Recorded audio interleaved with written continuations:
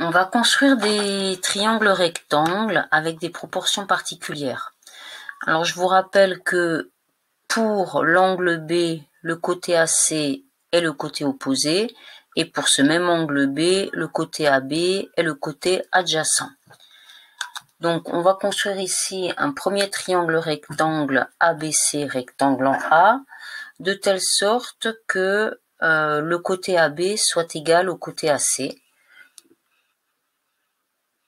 Donc je reporte la longueur ici. J'obtiens donc ici mon point B. Je trace mon triangle rectangle. Donc là, il s'agit d'un triangle rectangle isocèle. Triangle rectangle isocèle en A. Et on sait que les angles ici mesurent 45 degrés.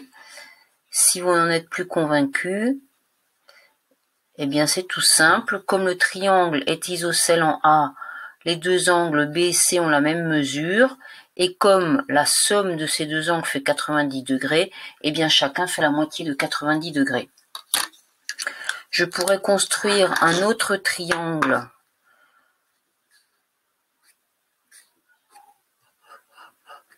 AED, rectangle en A aussi, qui serait un agrandissement de ABC. Donc la longueur AE va être égale à la longueur AD. On reconnaît ici une configuration de triangle emboîté. Et évidemment, ici, les deux angles également ont les mêmes mesures de 45 degrés. La proportion, donc on s'intéresse à une proportion pour l'angle B.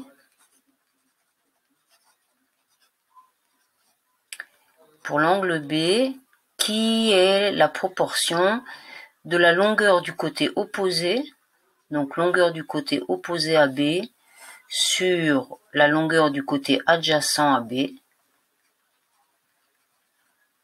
Cette proportion pour le petit triangle ABC, eh bien c'est AC sur AB, et elle vaut 1.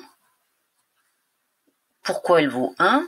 Ben parce que la longueur AC, la longueur AB sont les mêmes, mais c'est également la même chose pour l'angle D. Donc je réécris pas opposé et adjacent, ou alors je l'écris comme ça, opposé et adjacent. Cette proportion, c'est AE sur AD, et elle vaut 1 également, puisque le triangle est rectangle et isocèle. Donc cette proportion, si cette proportion opposée sur adjacent vaut 1, finalement j'obtiens, ou ça correspond à un triangle rectangle isocèle. Je vais ici représenter un autre triangle rectangle dont la proportion opposée de l'angle B sur adjacent de l'angle B, on va dire qu'elle ne vaut pas 1, mais elle vaut 2. Sachant que 2, c'est 2 sur 1. Qu'est-ce que ça veut dire ? Donc, je vais reporter par exemple cette longueur AC. Une fois sur le côté AB. Et une fois ici. Donc, en fait, ici, non, c'est pas AC, pardon.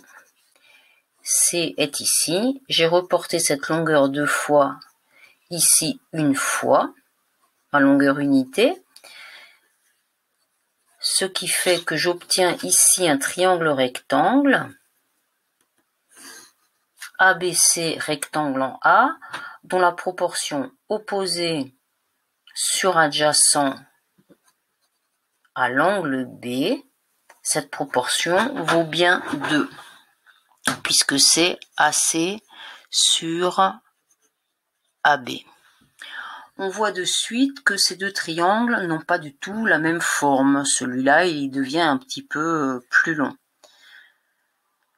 On aurait pu également faire un agrandissement de la même manière, hein, choisir une autre longueur unité, la reporter 2 fois et tracer un triangle ADE qui aurait été un agrandissement de ABC. Alors, cet angle-là, on n'en a pas la mesure par les simples connaissances. Par contre, on va le mesurer avec le rapporteur. Alors, pour mesurer cet angle avec le rapporteur, il faut positionner le centre du rapporteur sur le sommet. Mes côtés ne sont pas suffisamment prolongés. Donc, je vais prolonger le côté ici, en fait, pour faciliter la mesure. Et cet angle-là, je vais le mesurer. Je fais en sorte de bien positionner le 0 ici et je commence à compter 10, 20, 30, 40, 50, 60 et j'arrive à un angle de 63 degrés. Donc ici, j'ai mon angle B qui mesure environ 63 degrés. Visiblement, cet angle de 63 degrés est attaché à cette proportion opposée sur adjacent qui est égale à 2. On va continuer. On va choisir ici une longueur unité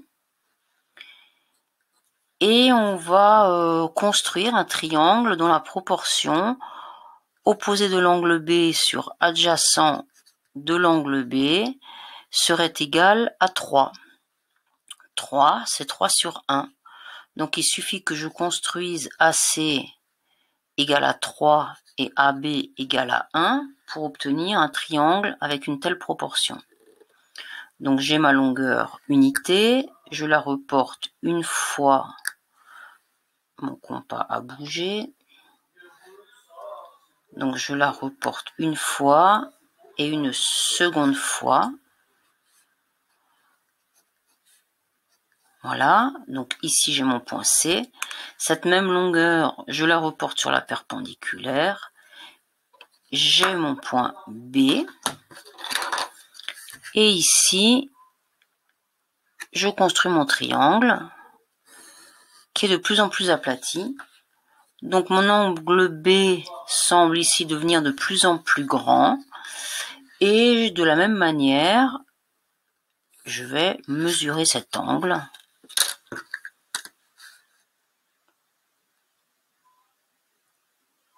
Donc je vais mesurer cet angle, 60, 70, 72 degrés à peu près. Donc on a un angle de 72 degrés. On pourrait encore continuer, on va le faire une dernière fois. Je vais reporter une unité comme ça, non pas 3 fois, mais 4 fois. Je vais encore obtenir un nouveau triangle rectangle qui va avoir une nouvelle forme, encore plus aplati en quelque sorte. L'angle B sera donc encore plus grand. Voilà, mon point B. Je trace mon triangle rectangle. Et ici, la proportion opposée à l'angle B sur adjacent à l'angle B, cette fois-ci vaut 4 ou 4 sur 1. Et si je mesure l'angle, on va voir à combien ça correspond. Si je mesure l'angle,